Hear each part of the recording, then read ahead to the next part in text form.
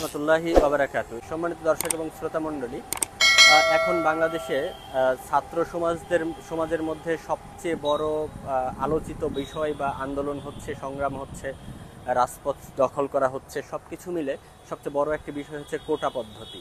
কিন্তু এই কোটা পদ্ধতি থাকবে না বাতিল হবে, সংবিধান কি বলে, আমাদের বাংলাদেশের ইতিহাস ঐতিহ্য কি বলে, এগুলো আলোচনা আমরা ইনশাআল্লাহ ধাপে ধাপে করব। কিন্তু তার আগে আমি বলতে চাচ্ছি যে এই কোটা পদ্ধতির চেয়ে বড় একটা সমস্যা হচ্ছে চোর পদ্ধতি। পরীক্ষার আগে আমাদের নির্দিষ্টভাবে বলা রয়েছে যে এত পার্সেন্ট কোটা ভিত্তিক ছাত্ররা চান্স পাবে, কিন্তু কোনো জায়গায় বলা হয়নি এত পার্সেন্ট চোর এই পরীক্ষায় টিকতে পারবে। এটা কোনো জায়গায় বলা হয়নি।